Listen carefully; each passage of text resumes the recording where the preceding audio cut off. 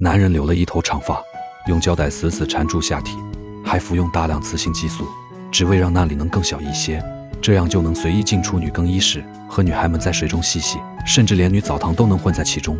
因为她从小的梦想就是成为真正的女孩，为了不被其他人看出异常，经常用胶带勒住，每次撕开都会疼痛不已。热爱芭蕾舞蹈的劳拉被顶尖的芭蕾学院破格录取，只因老师们看中了她那异于常人坚韧的性格，让她在这里试学几周。所幸家里有个开明的父亲，不仅支持她的选择，还给她花大价钱找来专业的医疗团队，通过一系列的检查并未发现任何问题，可以进行跨性别手术，这让她很是开心，迫不及待地签署了手术协议。在这段时间里，她需要经过几个月的药物治疗，而这良好的家庭氛围也成为劳拉坚不可摧的精神支柱。临近开学时，为了不让同学们发现异常，她专门打了2个耳钉，开心地去到学习迎接新生活。即便她尽力隐藏自己的身份，可谁知第一堂课，老师就将她的身份暴露出来。还好同学们心地善良，不仅不排斥她，还经常带她一起玩耍。可并不是所有女生都对她心存善意。在和一个女生玩扇巴掌游戏时，女生输了，劳拉打得很轻，可那女孩却不愿意了，直接打了回来。可那女孩还不满足，趁着劳拉不注意，又狠狠扇了一巴掌，这让劳拉很是难过，但又无可奈何。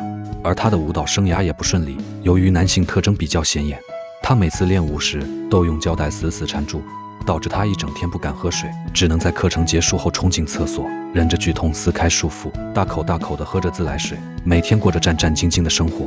由于劳拉的基本功不扎实，只能用勤奋来弥补自己的不足，经常在家里独自练习。可由于弟弟的吵吵闹闹，让她险些情绪崩溃。不过她很快就调整好了心态，开始新一天的课程。但由于身体的特征和厚重的骨头架子，导致她需要花费常人好几倍的时间练习。尽管脚上缠满绷带，也不会轻言放弃。功夫不负有心人，她的努力全被老师看在眼里，经常独自给她开小灶。在老师的帮助下进步飞速，终于成为了正式学员。她高兴地将这个消息告诉自己的父亲，父亲为了庆祝，专门为她开了一个派对，全家人都坐在一起庆祝这件事情。不仅如此，父亲还带他们去了游乐园。劳拉对此很是开心，冲散了笼罩在心头的阴霾。回到学校后，看着大家可以大方地追求自己喜欢的男孩，劳拉很是羡慕，她愈发期待自己变成女孩，这样她就可以跟其他人一样追求自己喜欢的男孩。男人被一群女孩围住起哄，让她脱下裤子给他们看看。男人为了融入这个集体，被迫展露出自己的身体。女孩们看了后发出阵阵嗤笑，一哄而散，而男人却因此变得更自卑了。回到家后，父亲看出了他内心的痛苦，便给他找了个心理医生。当医生问到他有没有喜欢的人时，劳拉嘴上说着没有，但脸上的笑容早已出卖了他。而他喜欢的人正是戴维，自卑的他总是不敢面对。失眠的劳拉来到父亲的房间，他害怕手术之后照样无人接纳自己，不敢面对未来。父亲看出了劳拉的心思，细心安慰她，鼓励她。再次回到学校时，同学们对她十分友好，想带着她跟自己一块洗澡。劳拉本想拒绝，但奈何架不住对方过于热情的态度。就这样，她穿着底裤去冲了澡，尽力地躲在角落里，幻想自己是一名正常的女孩。在接弟弟放学时，看到里面的男孩女孩，劳拉再也不压抑自己内心的感情，她偷偷地拿走了男孩的信封，敲响了戴维的家门，还谎称就邮递员送错了地址。戴维对于劳拉的到来很是开心，邀请她进屋喝水。在暧昧的灯光下，气氛愈发融洽，可她还是没有开口表明自己的心意。回到家后，她换上了女士衣服，看着镜子里的自己，幻想着做完手术后的模样。她渴望早日拥有女性特征，对于她而言，这样的生活每一天都是煎熬，于是偷偷地将药量增大。再次去体检时，她希望医生能开更多的药，医生义正言辞地拒绝了她。过量的雌性激素会严重影响身体的健康。无可奈何的劳拉只能将精力全放在芭蕾上面。由于长期服用雌性激素，让劳拉的身体愈发虚弱，始终无法接受强烈的训练，常常跟不上同学的节奏。但即使脚尖伤痕累累，她也会咬牙坚持。父亲看出了劳拉的忧虑，他试图帮女儿敞开心扉，可劳拉总是用微笑掩饰自己的悲伤。正好晚上同学聚会，他们邀请了劳拉让她放松一下，还给她准备了一条好看的裙子，这让劳拉很是开心。由于都喝了很多酒，气氛逐渐开始变了味道。众人聚在劳拉身边，问着她各种隐私问题。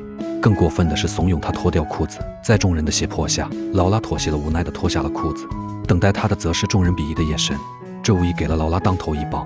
父亲的默默付出，学习芭蕾的压力，同学那嘲笑的目光，都如同那锋利的刀子，刺进劳拉脆弱的内心。可手术延迟的消息彻底将她堕入深渊。男人每天服用雌性激素，给下体缠上厚厚的绷带，甚至勒出斑斑血迹，只为让自己看起来像个女孩。可由于他这么不爱惜自己的身体，导致身体发炎，无法正常进行手术。他无法接受这样的事实，想起自己父亲为了支持自己，卖掉了房子，放弃了清闲的工作，这样的付出让劳拉很是心疼。他想要回报父亲，只能拼命地练习舞蹈。可同班同学却将他的遮羞布撕下，展示给众人，这让他的心理防线彻底破碎，变得封闭起来。这天，邻家男孩主动叫来劳拉喝茶，看着眼前的男孩，劳拉鼓足勇气表明了自己的心意。可到了关键时刻，劳拉连忙逃离，她还是无法面对这副身躯的自己。父亲察觉出了女儿的不对劲，想要跟劳拉谈谈心，可面对父亲的询问，劳拉总是说我很好，没有事。她不知该如何向父亲诉说这些事情，只能埋在心底，自己默默承受。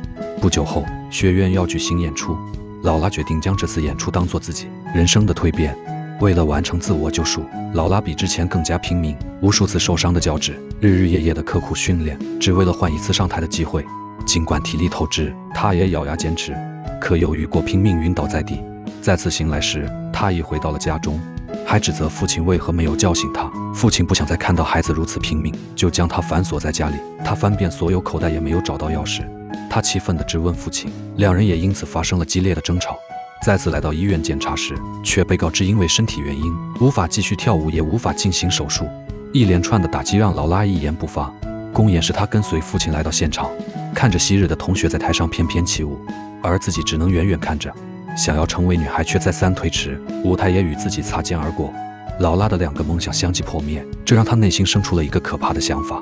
为了让父亲不再担心，她又变回了当初那个羞涩乖巧的假女孩，脸上带着虚伪的笑容，和大家一起迎接新年，一起聚餐，过着普通又平淡的生活。可她真的甘心吗？第二天，父亲跟弟弟出门以后，独自在家的罗拉从冰箱拿出冰块，拨打了紧急救助电话，报上了地址跟在家的姓名。之后，劳拉拿着剪刀走进卧室，那种痛几乎没有任何人可以承受住。父亲得知后急忙跑回家，看着奄奄一息的劳拉，他不知有多自责，紧紧地握着孩子的手，看着被送进手术室的劳拉，没人能知道此刻他是多么无助自责。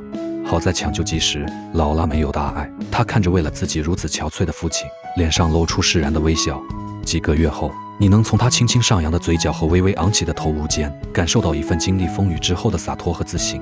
毛毛虫化茧成蝶是很美，但人们只看到了毛毛虫和蝴蝶，却没有想过卡在毛毛虫和蝴蝶之间的成长态。